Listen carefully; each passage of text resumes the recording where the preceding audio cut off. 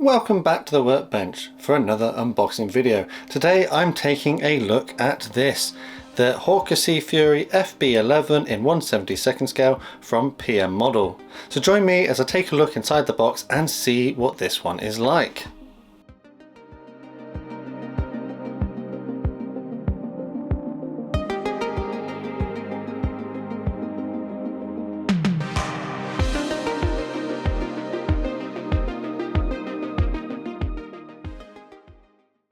So starting off on the front, we've got the very familiar PM Model artwork. We've got a side view of the Sea Fury here.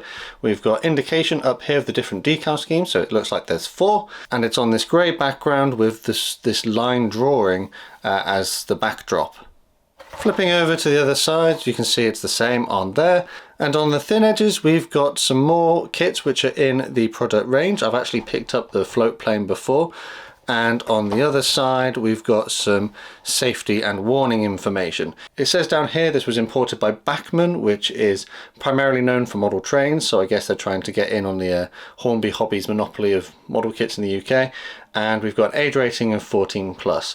The item code for this model is PM211. So let's get this box open and see what we've got on the inside.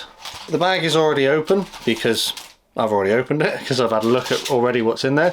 So as is usual, let's take a look at the instructions first. So the instructions come on an A4, I want to say. A4. Oh no, it's longer than A4. I don't really know what size paper this is. On this side we've got our painting instructions. So we've got 4 different paint schemes. We've got one from the Cuban Air Force, which is in dark green. We've got one which is Cuban Air Force in a aluminium and yellows paint scheme. We've got a German Air Force which is red and orange, which would be quite interesting. And then we've got an Australian Navy which is painted all in blue. These painting instructions are black and white, which makes it very difficult to tell what you're supposed to be doing. Like here, the red and the orange, I'm struggling to see which bits are supposed to be which. I mean, it's just using different shades of grey to tell me what different colours should be. So if this had been printed in colour, it'd been so much easier to do.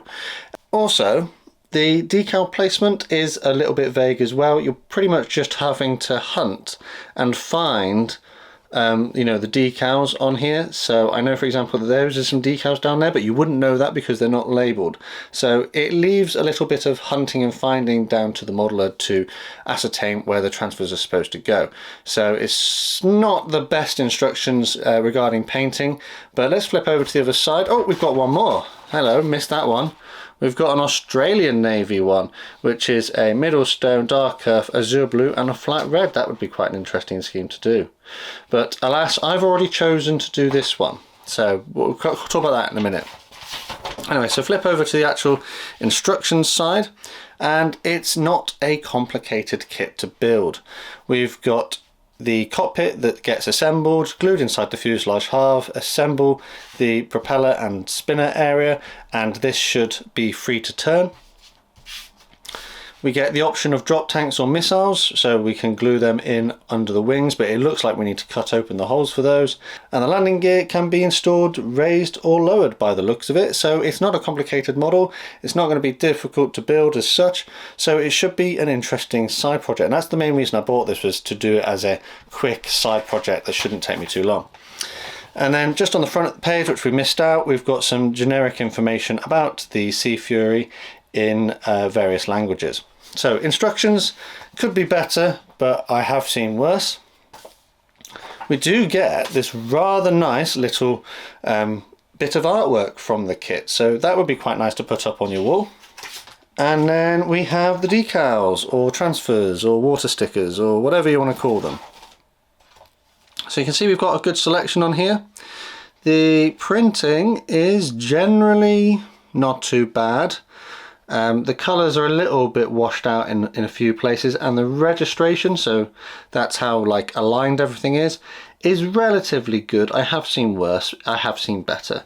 They don't look particularly thick, but I would have to actually apply them to the model to fully see how they perform. So they don't look too bad, they look all right. I did actually buy this kit many years ago as the trainer version, and that kit didn't come with transfers, so I wonder if that was a quality control issue. I ended up using something from the spares box. But it's nice that I've actually got a kit with transfers in it today. They do look a little bit thin. I do worry that when I get them off the paper they might disintegrate, but I guess we'll just have to see how they go. Those are the Australian Navy ones there. They look quite nice with the kangaroos in the middle. Yeah, printing is generally alright. I'd say they look ever so slightly better than Academy transfers, but they're not as good as Cartograph naturally. But anyways, let's move on. So, sprues. We have 1, 2, I've run out of space here, 3, and in a little plastic bag we have our clear components. So let's look at the wings first. As we can see, the detail is relatively simple, but it's not too bad. It is recessed and raised, and the panel lines are not that thick. Turning over, you can see that on the other side it's not as tidy and neat as more modern releases. Got some scratch marks here from the tooling, from the moulding, but generally the wings don't look too bad. The fuselage halves. So the fuselage halves, again, same sort of deal. Detail is recessed. There's not a great deal of it. Moulding is generally quite good. It doesn't feel particularly greasy, but it might be worth giving it a wash before I build it. The rockets here, they look alright, a little bit chunky perhaps. No cockpit detail, so if you wanted cockpit detail you'd have to scratch build that. Only the pilot seat there. And no pilot either by the looks of it, so if you did want to have this flying you'd have to put a pilot in from the spares box. Let's take a look at the last sprue. So here we've got our drop tanks, landing gear parts, tail surfaces. The landing gear legs are quite simple. Engine doesn't feature any detail, it's just basically like a cylinder. And then our 5-bladed propeller. As with the others, the flash is minimal and it doesn't look too bad, to be honest. So looking at the clear part then, on this tiny little sprue we have the cockpit canopy and the 2 lights which go under the wings. The moulded detail is very shallow. The canopy lines are almost non-existent, so some care would be needed when painting those. Generally though, the plastic is blemish free and I can't see any cracks or major areas of flash on there, so not too bad on that either. So let's recap. We get 1 clear sprue, we get 3 grey plastic sprues of a fairly alright quality.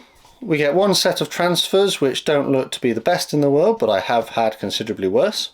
A nice little artwork sheet, black and white instructions which leave a lot to be desired, and all of that comes contained in a rather attractive box. I do quite like the artwork that PM models do on their boxes. Anyway, so you can see here there's a price label of £6.45 and that's what I paid for in the shop, and that seems to be about right for sort of recommended retail price, because it looks online that the recommended retail price is £6.99. So if you're paying more than £7 for this, don't. In an ideal world you'd be paying maybe a bit less.